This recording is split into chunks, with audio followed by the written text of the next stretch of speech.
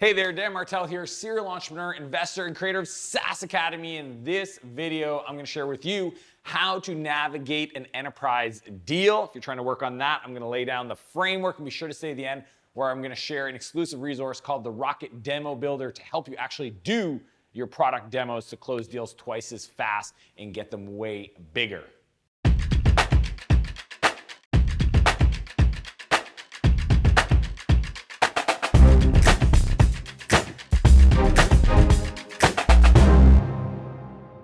So the other day I had one of my coaching clients, Cole from Local Line, post in our Facebook group about how he should approach navigating some of the kind of mid-market enterprise deals he was working on, things that were around 30 to 50K in size, when typically most of the deals he was working on were 5 to 6K annual contract value. So I kind of laid out the framework for him, and everybody jumped in and said it was amazing. And I thought, you know what?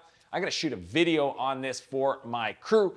The reality is I've been selling enterprise deals since I was 24. I've sold tens of millions of dollars of software in my career. And at 24, when I started Spheric Technologies, I decided I'm gonna sell to Fortune 500 companies. So Procter & Gamble, Dole Foods, Johnson & Johnson, American Express, incredibly huge companies that can frustrate the crap out of any entrepreneur. I'm gonna teach you how to reduce your sales cycles and get the customer or the potential customer to navigate you through that sale in this video. Here we go. So number one, get multi-threaded. When you're selling to an enterprise, you're not selling to one individual who's making a decision. You've got to navigate your way through the different org chart and people that are going to be part of that. And there's many different folks you could reach out to that's going to help you close that deal. But there's three I want you to focus on. Number one is the economic buyer. This is the person that's actually responsible for writing the check or signing off on the purchase order to make your deal happen. So figure out early in the process who that person is so that you can connect with them and make sure you get them on board in the decision process. Number two is the technical buyer. Essentially, if you're deploying software in an enterprise, you're probably gonna want to minimum integrate with their account system, their SSO, their LDAP, whatever they call it, whatever they have.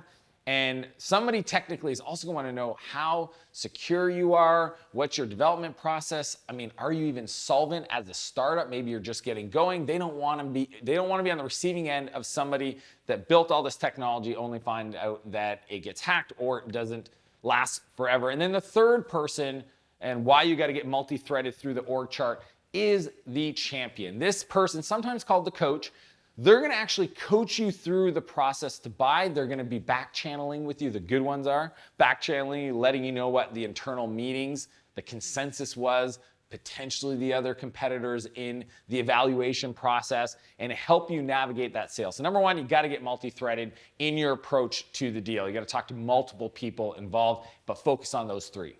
Number two, virtual close. One of my favorite things to do, especially using the Rocket Demo framework, is to ask the person, when's the last time they bought software like ours in the past? And using that as an anchor, I'll then try to understand from their point of view, what were the different steps involved in buying that software? So I wanna understand, was there procurement involved? Was there security? Is there gonna be legal? Do we need to do contract reviews? Do we need to do a security audit? Whatever is involved, you wanna get that up front. And this is why deals take 12, 16 months, because first-time entrepreneurs or really non-sophisticated enterprise buyers don't bother mapping out that buying process and understanding who do I need to friend, who do I need to have a conversation with, and maybe front load some of those activities in those meetings so that when the customer that you're dealing with finally pulls the trigger and says, hey, we want to get this done this quarter, those conversations have already happened. So for me, virtual close is getting the customer in the mindset that the software is already bought. They can kind of see it working, and using that to kind of understand the whole process that you're gonna need to go through to get them on board as a customer.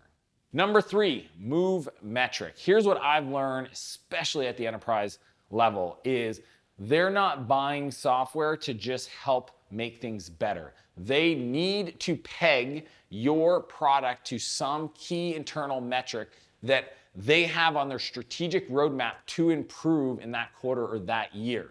If you cannot demonstrate that your solution is going to be able to make a impact, move a number down, reduce costs, increase revenue, etc., then you're gonna have a really hard time dealing, because all of a sudden you're competing against the must-have stuff in the organization and priorities versus the nice-to-have. So make sure that in the early conversations, you understand the metric that's important, ideally across all the different contacts at the company, so that you continuously remind them how your solution is actually going to help them get that outcome over the competitor. And always remind them, because sometimes they forget and they start looking down into the weeds around the features and the integrations, but at the end of the day, it's all about moving a metric. Number 4, face-to-face. This is probably the number one mistake that first-time founders executing an enterprise deal will make, is that they will not invest in getting on a plane and getting face-to-face with a potential customer. At the enterprise level, people want to know that you're real. Yes, Zoom, videos, those are all great things to allow people to build connections in a distributed world, but at some point, showing up, having a meeting in person, even having a breakfast or a coffee, etc., will show so much more interest and motivation to the customer that you want to get the deal done, that they're going to, I mean, at the end of the day, business is all about know, like, and trust. And if you think that you can pull that off exclusively through video, I think it's a huge mistake. If you feel like there's a real opportunity with a customer, especially if you can get a few of them in the same city, get on a plane, invest that time, invest that budget to make sure that you get face-to-face. Now, everything after the fact can be on video,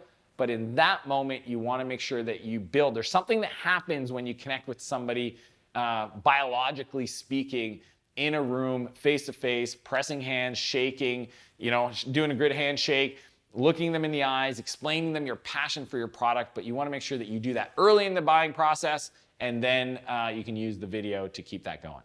Number 5, ask for a POC. So a POC stands for proof of concept. One of the things that I've seen help navigate and really get enterprise deals done faster is, instead of trying to go for, a 6-figure, a 7-figure deal, 5-figure even, you want to go for a POC. Most, department leads have a budget for around $5,000 to spend discretionary without needing to go to their CFO or to their department lead or the executive vice president to get budget approval. So going for a proof of concept to get your technology deployed to a department, to a group of people, is probably the fastest way to get your foot in the door to then expand the account. There's something that happens when somebody makes a decision to go down a path and work or trial your software, that kind of mentally they stop looking at the competitive set, stop looking at other companies that might solve that problem. And I want you to offer that and go for the ask, okay? Actually, ask for the friggin' deal.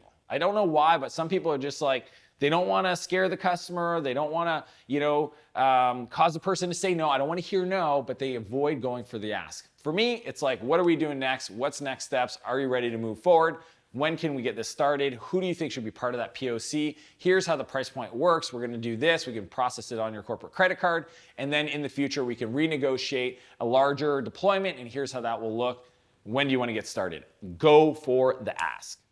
So quick review, the strategies to navigate an enterprise deal. Number 1, you got to get multi-threaded and focus on the economic, technical, and champion contacts. Number 2, go for the virtual close. Ask them what it's like to buy software in their organization, understand that buying process. Number 3, move the metric. Always peg every conversation to a metric that you're going to move with your software and your solution. Number 4, get face-to-face.